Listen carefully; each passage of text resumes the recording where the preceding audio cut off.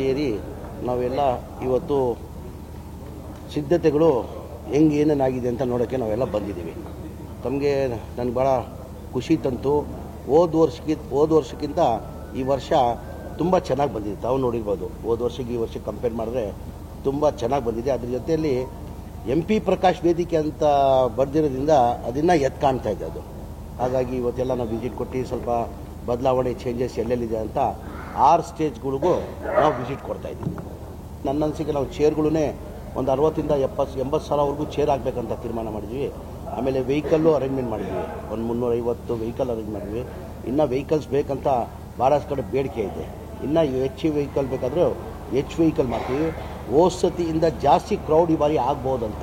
ಹೋದ್ಸತಿನೂ ಇತ್ತು, ಫ್ಲೋಟಿಂಗ್ ಸಿಕ್ಕಾಪಟ್ಟೆ ಇತ್ತು, ತಾವು ನೋಡಿರ್ಬೋದು. ಟೋಟಲ್ 3 ದಿನ ಹಂಪಿ ಉತ್ಸವಕ್ಕೆ 10ರಿಂದ 12 ಲಕ್ಷ ಜನ ಫ್ಲೋಟಿಂಗ್ ಇತ್ತು. ಈ ಬಾರಿ ಅದಕ್ಕಿಂತ ಹೆಚ್ಚಾಗಿ ಆಗ್ಬೋದು ಅಂತ ನಾನು ಭಾವಿಸ್ತಾ ಇದ್ದೀನಿ. ಇವರು ರಮೇಶ್ ಬರ್ತಾವ್ರೆ, ರಮ್ಯಾ ಬರ್ತಾವ್ರೆ, ಪ್ರೇಮ ಬರ್ತಾವ್ರೆ, ಅನುಪ್ರಭಾಕರ್ ಬರ್ತಾವ್ರೆ, ವಿಜಯ ರಾಘವೇಂದ್ರ ಅವ್ರು ಬರ್ತಾವ್ರೆ. ಅದೇ ನಿನ್ನೆ ಹೇಳಿದ್ದೀನಿ ನಾನು.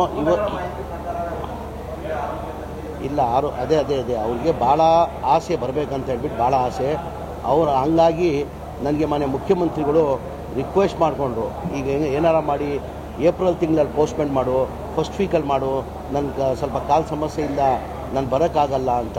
ಆಮೇಲೆ ನಾವು ವಿಚಾರಣೆ ಮಾಡಿ ಆದಷ್ಟು ಸಿದ್ಧತೆ ನಾವು ಮಾಡ್ಕೊಂಡಿದ್ವಿ. ಆಮೇಲೆ ತಮಗೆಲ್ಲ ಗೊತ್ತಿದ್ದಂಗೆ ಪ್ರತಿ ವರ್ಷ ನವಂಬರಲ್ಲಿ ಹಂಪಿ ಉತ್ಸವ ನಡೀತಾ ಇದ್ದಿದ್ದು. ಈ ಕೋವಿಡ್ ಹಿನ್ನೆಲೆಯಲ್ಲಿ ಈ ಫೆಬ್ರವರಿಗೆ ಬಂದು ಫೆಬ್ರವರಿಯಲ್ಲಿ ಮಾಡ್ತಾಯಿದ್ವಿ ನಾವು. ಈಗ ತಿರ್ಗಾ ಏಪ್ರಿಲ್ ಅಂದರೆ ಏನಾಗುತ್ತೆ, ಮುಂದೆ ಹೋಗ್ತದೆ. ಹಾಗಾಗಿ ಮುಖ್ಯಮಂತ್ರಿಗಳಿಗೆ ನಾನು ಪರ್ಮಿಷನ್ ತೊಗೊಂಡು ಸಿದ್ಧತೆ ಆಲ್ರೆಡಿ ಆಗಿಬಿಟ್ಟಿದೆ ಸರ್, ವ್ಯವಸ್ಥೆ ಎಲ್ಲ ಥರ ಮಾಡ್ಕೊಂಡಿದ್ದೀವಿ ಅಂದಿದ್ದಕ್ಕೆ ಆಯಿತು, ನಾನು ಪ್ರಯತ್ನ ಮಾಡ್ತೀನಿ ಅಂತ ಹೇಳಿದ್ದಾರೆ. ಇವತ್ತು ಸಂಜೆ ನಾನು ಫೋನ್ ಮಾಡೋಕ್ಕೆ ಹೇಳಿದ್ದಾರೆ. ಆದಷ್ಟು ಅವ್ರಿಗೆ ಭಾಳ ಆಸೆ ಇದೆ, ಬರಲೇಬೇಕು. ಏನಕ್ಕೆ ಹೋದ ವರ್ಷ ಬಂದು ಭಾಳ ಖುಷಿಯಾಗಿ ಹೋಗಿದ್ರು ಅವರು. ಖುಷಿಯಾಗಿತ್ತು ಅವ್ರಿಗೆ, ತುಂಬ ಖುಷಿಯಾಗಿತ್ತು. ಅದೇ ಅವ್ರು ರಿಪೀಟ್ ಮಾಡಿದ್ರು, ಇಲ್ಲ ಕಣೋ ತುಂಬ ಚೆನ್ನಾಗಿತ್ತು, ನಾನು ಬರಬೇಕಂತ ಭಾಳ ಆಸೆ ಇದೆ. ನಾನು ಡಾಕ್ಟರ್ ಅಡ್ವೈಸ್ ತೊಗೊಂಡು ಇವತ್ತು ನಾನು ಹೇಳ್ತೀನಿ ಅಂತ ಹೇಳಿದ್ರೆ ಸಂಜೆ 8 ಗಂಟೆಗೆ ನಾನು ಫೋನ್ ಮಾಡೋಕ್ಕೆ ಹೇಳಿದ್ದಾರೆ ಮುಖ್ಯಮಂತ್ರಿಗಳು. ಅವ್ರು ಡಾಕ್ಟರನ್ನು ಅಡ್ವೈಸ್ ಮಾಡಿ ಆಯಿತು ಹೋಗಿ ಬನ್ನಿ ಅಂದರೆ ಖಂಡಿತ ಅವರು ಬರ್ತಾರೆ. ಈಗ ಸರ್ ನಾನು ಪ್ರತಿ ಸಲ ಒಂದೇ ಹೇಳೋದು, ಈಗ CM ಕುರ್ಚಿ ಖಾಲಿ ಇಲ್ಲ, ಅಧ್ಯಕ್ಷ ಸ್ಥಾನನೂ ಖಾಲಿ ಇಲ್ಲ. ಅಧ್ಯಕ್ಷ ಕುರ್ಚಿದಲ್ಲಿ DK ಶಿವಕುಮಾರ್ ಅವರು ಕೂತಿದ್ದಾರೆ, ಮುಖ್ಯಮಂತ್ರಿ ಕುರ್ಚಿದಲ್ಲಿ ಸಿದ್ದರಾಮಯ್ಯ ಅವರು ಕೂತಿದ್ದಾರೆ. ಈಗ ಖಾಲಿ ಇದ್ರೆ ತಾನೇ ಚರ್ಚೆ ಆಗೋದು. ಆಮೇಲೆ ಆ ಸಿದ್ದರಾಮಯ್ಯ ಕುರ್ಚಿ ಮುಟ್ಟಕ್ಕೆ ಸಾಧ್ಯನ್ರಿ, ಅದೊಂಥರ ಬೆಂಕಿ. ಅದು ಬೆಂಕಿಗೆ ಏನಾದ್ರು ಮುಟ್ಟರೆ ಏನಾಗ್ತದೆ, ಸುಟ್ಟೋಗ್ಬಿಡ್ತದೆ ಕೈಗಳು. ಅದೊಂಥರ ಸಿದ್ದರಾಮಯ್ಯ ಬೆಂಕಿ ಇದ್ದಂಗೆ ಅದು. ಇಲ್ಲ ಯಾರನ್ನ ಇಲ್ಲಿ ಈಗ ಮುಖ್ಯಮಂತ್ರಿ ಕುರ್ಚಿ ಅಂತೂ ಖಾಲಿ ಇಲ್ಲ. ಆಮೇಲೆ ಅದಕ್ಕಿಂತ ಹೆಚ್ಚಾಗಿ ಸಿದ್ದರಾಮಯ್ಯ ಒಂಥರ ಬೆಂಕಿ ಇದ್ದಂಗೆ, ನಾನು ಟಗರ್ ಅಂತೀನಿ. ಅವರು ಒಂಥರ ಬೆಂಕಿ ಇದ್ದಂಗೆ. ಆ ಬೆಂಕಿಗೆ ಯಾರನ್ನ ಮುಟ್ಟಕ್ಕೆ ಸಾಧ್ಯನಾ? ಮುಟ್ರೆ ಏನಾಗ್ತದೆ ಹೇಳಿ, ಬರ್ನ್ ಆಗ್ತದೆ. ಹಂಗಾಗಿ ಸಾಧ್ಯನೇ ಇಲ್ಲ. ಈಗ ನೋಡ್ರಿ, ನಾನು ಪದೇ ಹೇಳ್ತೀನಿ, ನಮ್ಮ ಪಕ್ಷ ಹೈಕಮಾಂಡ್ ಪಕ್ಷ. ಈಗ ಆಲ್ರೆಡಿ ಮುಖ್ಯಮಂತ್ರಿ ಕುರ್ಚಿಯಲ್ಲಿ ಸಿದ್ದರಾಮಯ್ಯ ಅವರು ಕೂತಿದ್ದಾರೆ, ಅಧ್ಯಕ್ಷ ಕುರ್ಚಿಯಲ್ಲಿ DK ಶಿವಕುಮಾರ್ ಅವರು ಕೂತಿದ್ದಾರೆ. ಅವ್ರು ಏನಾದ್ರು ಬದಲಾವಣೆ ಆಗಬೇಕಾದ್ರೆ ನಾವು ನಮ್ಮ ಅಭಿಪ್ರಾಯ ನಾವು ಹೇಳ್ಕೊಳ್ಬೋದು. ತೀರ್ಮಾನ ಮಾಡೋರು ಯಾರು? ನಮ್ಮ ಪಕ್ಷದ ಹೈಕಮಾಂಡ್.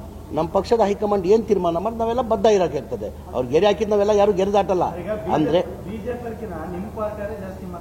ಯಾರು ಮಾತಾಡ್ತಾರೆ, ಏನು ಮಾತಾಡ್ತಾರೆ? ಇಲ್ಲ, ಮುಖ್ಯಮಂತ್ರಿ ಸ್ಥಾನದಿಂದ ಸಿದ್ದರಾಮಯ್ಯ ಹೋಗ್ತಾರಂತ ಹೇಳ್ತಾವ್ರ ನಮ್ಮವರು. ಎಲ್ಲರಿಗೂ ಅವ್ರವ್ರ ಸಮಾಜದಲ್ಲಿ ಎಲ್ಲರಿಗೂ ಆಸೆ ಇರ್ತದೆ. ದಲಿತ ಸಮಾಜದಲ್ಲೂ ಆಗ್ಬೇಕಂತ ಇದ್ದಾರೆ, ST ಸಮಾಜದವ್ರು ಆಗ್ಬೇಕಂತಾರೆ, ಅಲ್ಪಸಂಖ್ಯಾತರಲ್ಲಿ ಆಗ್ಬೇಕಂತಾರೆ, ಲಿಂಗಾಯತ ಸಮಾಜದಲ್ಲಿ ಆಗ್ಬೇಕಂತಾರೆ, ಒಕ್ಕಲಿಗರ ಸಮಾಜದಲ್ಲಿ ಆಗ್ಬೇಕಂತಾರೆ. ಇಲ್ಲ ಆ ಥರ ಏನಿಲ್ಲ. ಆ ಥರ ದೆಹಲಿ ನಾಯಕರ ಭೇಟಿ ನಂತರದಲ್ಲಿ ಪರಮೇಶ್ವರ್ ಅವರು ರಾಜೀನಾಮೆ ಮಾತಾಡಿದರು. ಅವರು ಯಾವ ಹಿನ್ನೆಲೆಯಲ್ಲಿ ರಾಜೀನಾಮೆ ವಿಚಾರ ಮಾಡಿದ್ರೆ ನನಗಂತೂ ಗೊತ್ತಿಲ್ಲ. ಈಗ ನಾವೆಲ್ಲ ಪಕ್ಷದ ಶಿಸ್ತಿನ ಸಿಪಾಯಿಗಳು. ನಾವು ಹೈಕಮಾಂಡ್ ಏನು ಹೇಳ್ತಾರೆ ಅದು ಕೇಳ್ತೀವಿ. ನಾವು ಹೈಕಮಾಂಡ್ ಆದೇಶ ಮಾಡಿದ್ರೆ ನಾವು ಯಾರು ಆದೇಶಕ್ಕೆ ನಾವು ಇದು ಮಾಡೋದು.